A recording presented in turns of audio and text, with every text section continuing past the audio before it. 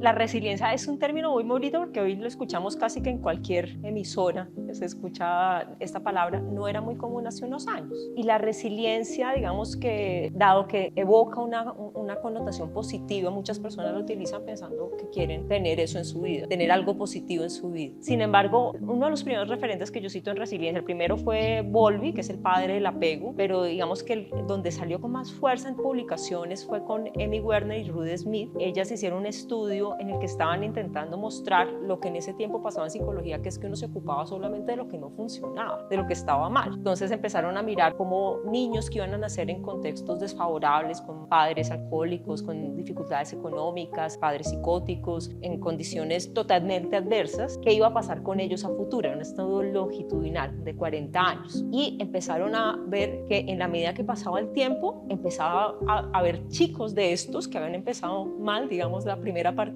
no había sido tan buena, empezaban a estar bien, como la norma de la población. Y entonces ahí dicen qué es lo que está pasando y terminan a los 40 años con una población del 70%, si no me equivoco, en que ha hecho lo que ellas dijeron. ¿Cómo vamos a nombrar esto? ¿Cómo vamos a decir que hijo de padre alcohólico no será alcohólico? ¿Qué fue lo que pasó ahí? Y entonces ellas utilizan el término resiliencia. Y lo interesante de esto es que se muestra que no necesariamente un problema va a significar un destino fatídico. Eso es uno de los elementos centrales en resiliencia. Ahora bien, eso ha terminado por convertirse en cómo volverse invulnerable, que no es posible en resiliencia. De hecho, termina siendo un contrasentido porque entonces solo los que hacen esto van a ser resilientes. Eso no es posible dentro de lo que trabaja Boris Cyrulnik, que es uno de los autores con quien yo he aprendido todo el trabajo de resiliencia, un clínico, psiquiatra, psicoanalista, neurólogo, etólogo, bueno, con todas las cosas que tiene don Cyrulnik. Y lo que empieza a mostrar es la resiliencia parte del trauma.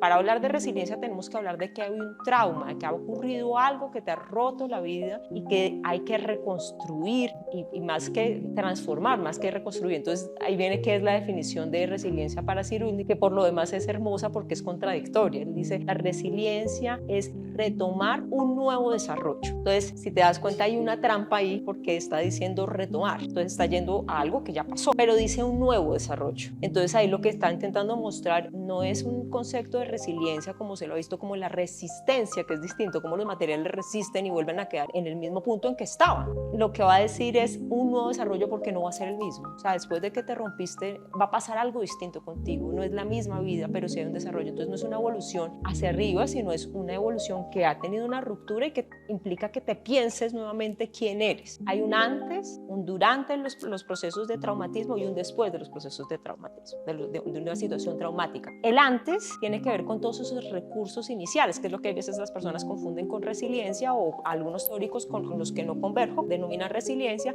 que es crear como el coping, que es la capacidad de afrontar. Pero voy a traer un experimento que es hermosísimo. Ponen unos animales, unas ratas, en tubos con agua y empiezan a llenarlas poco a poco el tubito y ellas están ahí metidas. Y hay unas ratas que se dejan morir rápidamente, simplemente se abandonan y se dejan hundir. Y hay otras que en cambio siguen luchando, se mueven y buscan por dónde, qué es lo que está pasando, no tenemos cómo salir, pero seguimos luchando en esta situación. Eso sería un poco más lo que Cyrulnik denominaría resistencia. Ahí todavía no hablamos de resiliencia, sin embargo, algunos hablan de resiliencia. ¿Cuál fue la diferencia entre las ratas que se dejaron hundir y las ratas que, digamos, siguieron luchando? Las ratas que se dejaron hundir eran ratas que en sus primeros años de vida habían sido traumatizadas, que habían tenido un contexto de estrés, que habían sido sometidas a no tener a su cuidador cercano. Entonces ese es el antes. Entonces es todo lo que ha pasado antes del traumatismo. Es como yo he tenido un entorno, como yo he tenido unas seguridades en la vida que me han permitido sentir que hay una base. Entonces lógicamente es distinto, por ejemplo, si a mí me ocurre una situación traumática en este momento y he venido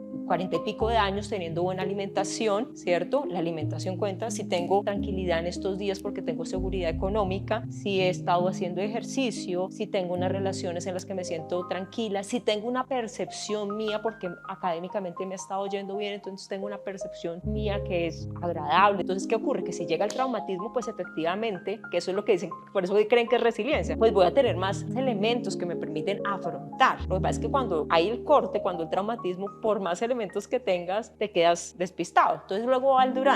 Y en el durante, lo importante es cómo significo, cómo entiendo yo lo que pasó, qué fue lo que yo pensé de esto que ocurrió, porque así es como me voy a representar la situación. Entonces, voy a poner esto en términos de ejemplo para que sea súper claro. Para mis papás es importantísimo que yo pase todas las materias con 4 o 5. Y me voy a dar cuenta, cuando se hace el corte del semestre, que no solo no he sacado 4 o 5, sino que muy posiblemente voy a perder varios de los créditos que he metido. Entonces eso tiene que ver con la historia de mi familia, que para mi familia sea importante el estudio, va a marcar cómo yo siento esa situación que se está presentando. Entonces ahí podría haber un traumatismo o podría simplemente haber una situación de estrés que yo afronto. Si hay un traumatismo, lo que va a pasar es que yo me fijo con esta idea, yo digo, no, yo no puedo, entonces me empiezo a esconder, digo, no, yo no voy a volver a clase. Es qué pena, el profesor me debe estar mirando con que soy una tonta, que no doy con lo que he dado, mis amigos, mis compañeros van a pensar que yo soy muy bruta, yo quizá no tengo las capacidades para asumir esto, no tengo los elementos, entonces en ese momento voy a hacerlo de la rata, voy a renunciar a pesar de haber tenido buena alimentación, porque la significación, cómo entiendo lo que me está pasando, genera más dificultad o no. Y ahí el entorno es muy importante. ¿Qué me está diciendo mi familia? ¿Qué me está diciendo la universidad? ¿Qué me está diciendo el profesor? ¿Qué me están diciendo mis compañeros de esto que me está ocurriendo? Entonces, hoy en día, una mujer a los 20 años, si digo está embarazada en un contexto como la Universidad de los Andes, normalmente lo que viene es, pero se tiró la vida, porque la academia se ha vuelto uno de los puntos fundamentales en lo que ha construido la sociedad. Te da un reconocimiento, te preguntan qué haces y uno cuenta un poco de lo que está haciendo y muchas veces va con la titulación y muchas veces con las notas que tienes y cómo ha sido reconocido. Esa mujer que a los 20 años hoy en día queda embarazada, una mujer, estoy pensando en un contexto como los Andes, posiblemente va a decir, y la familia va a decir, no, que no vuelva a salir de la casa, salga lo mínimo, porque cómo lo ven y cómo vamos a decirle a sus tías y como entonces empieza a aislarse hasta que termina en un traumatismo. Esa mujer a los 20 años, si la miramos en el año 1700, al quedar embarazada sería la mujer más feliz del mundo. Y al revés, si no quedara embarazada estaría diciendo, ¿qué voy a hacer de mi vida si no puedo ni procrear hijos? No tengo cómo hacer para procrear hijos. Entonces ahí es la significación, es cómo estoy entendiendo esto que está ocurriendo, y ahí sirve mucho que me ayuden a pensar y yo pensar desde dónde estoy pensando lo que estoy pensando, porque además el cuerpo y la mente no están divididos. Si tú me dices nos vamos a comer algo y tú me dices esos son ancas de rana y yo te creo que son ancas de rana, yo puedo comerme un pollo y estar vomitando en el baño a la hora de haber terminado de cenar contigo. ¿Por qué? Porque la significación cambia la bioquímica. Entonces yo puedo, por ejemplo, estar pensando, me tiré el primer examen y entonces no soy tan inteligente como pensaba, el colegio me iba bien, pero entonces debe ser que no soy tan inteligente. Entonces, ¿qué ocurre cuando yo estoy pensando eso? No va a venir el segundo examen y de pronto es que yo no tengo capacidades, entonces llego a ese examen con alteración y muy posiblemente voy a cumplir aquello que pensé. Yo sin quererlo armé mi derrota, porque cuando llego ahí entonces lo que viene es un bloqueo en que quedo en blanco y digo, pero si he estado estudiando todo el tiempo. Y además, claro, lo que suele ocurrir por una errónea manera de pensar cómo se estudia es que yo creo que lo que tengo que hacer es adiós amigos, adiós deporte, adiós sueño, y lo que hay que hacer es estudiar. Esto es la universidad. La universidad es el universo y uno necesita, para poder entrar en el universo, necesita tener deseo de la curiosidad por conocer. ¿Y cómo pierdes esa curiosidad? Con el miedo. Si tú tienes miedo, el miedo te aniquila, todos los conocimientos se vuelven demasiado, entonces no le entendés la primera clase al profesor, entonces yo digo, no estoy entendiendo, entonces en vez de decir, bueno, esta no la entendí, pero vamos a ver de qué habla la segunda, y si no estoy entendiendo, bueno, qué es lo que está pasando, qué recursos puedo poner en marcha para entender qué está pasando. Y bueno, y partes de los recursos que creo que es de lo que hablamos también, que son como factores que yo puedo poner en marcha, no necesariamente para la resiliencia, sino para la protección, para los factores, y también para la resiliencia, porque si tengo un trauma, esto me va a contribuir, me va a ayudar, ¿no?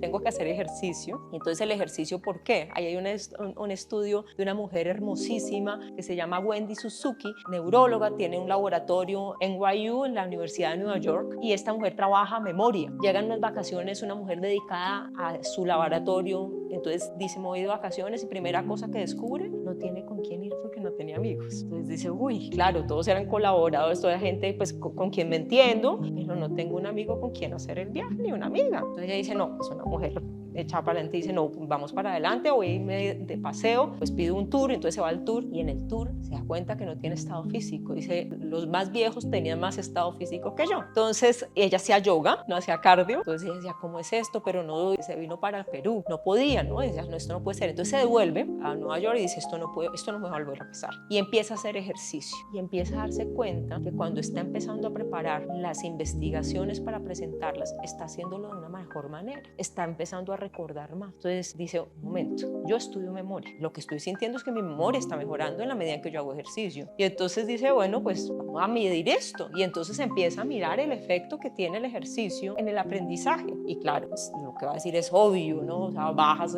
si estás subiendo el cortisol, le estar haciendo un cardio te va a generar que baje. El ejercicio no es solo recreación, el ejercicio es parte de los elementos de protección. El sueño, si yo no estoy durmiendo bien, la manera en que pienso no va a ser la misma. Tengo mucho menos de la información y hay veces nada dependiendo del organismo que yo tenga. Pero además puede que la manera en que me afecta lo que está ocurriendo sea mayor por falta de sueño. Entonces, yo no a final de semestre tenía todas las reacciones que no correspondían con lo que era uno. Entonces el señor de la tienda le dice, no, no tengo eso. Y uno dice, ¿por qué me habla así de duro?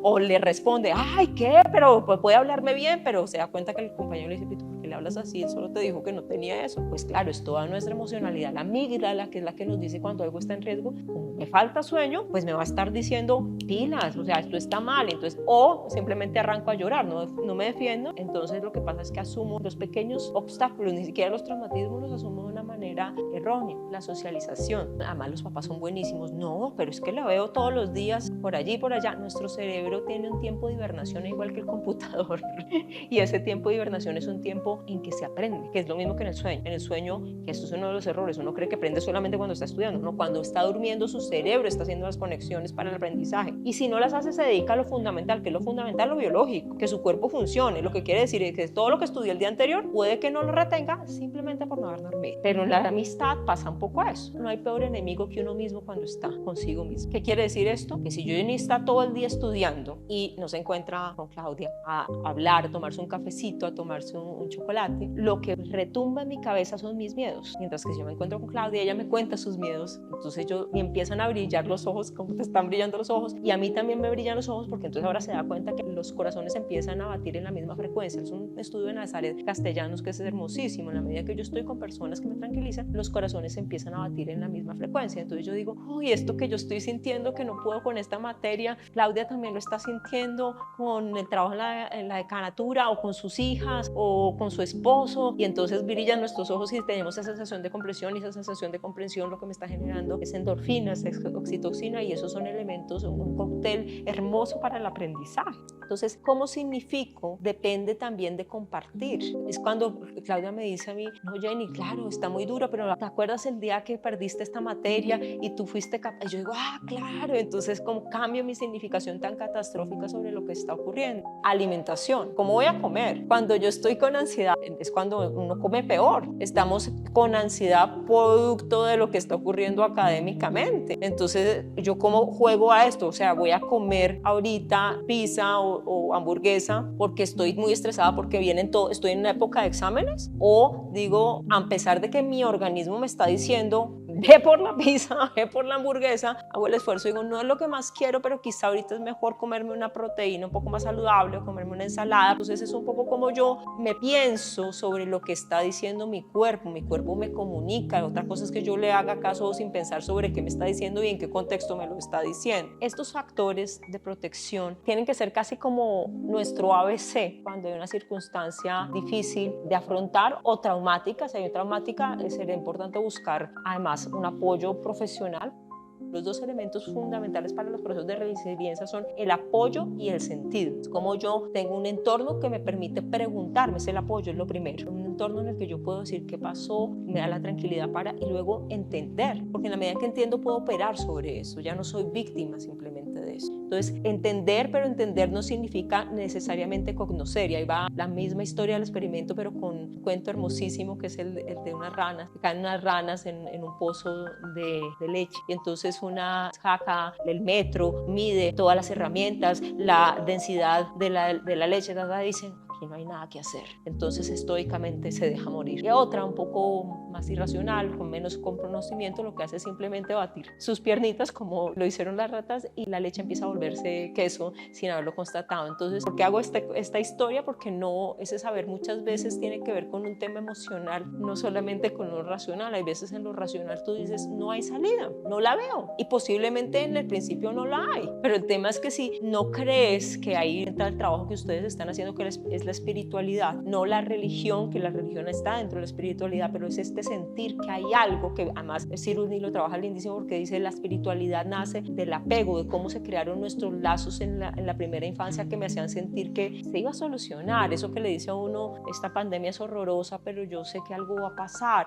o si estoy en campo de concentración, que fue lo que vivió Cyrulnik, no yendo al campo de concentración, pero sí escapando de él, es decir, hay gente que muere día a día, pero algo va a pasar aquí, ¿no? Esa sensación de que por algún lado tenemos que salir, y así uno vence el miedo se vence no afrontando sin estrategias, sino afrontando desde los recursos, de los mapas, del límite, los límites que tengo mi meta y posiblemente nunca llegue, pero lo importante es pensar paso a paso, y esto aplica para los profesores, aplica para los estudiantes y aplica para la comunidad.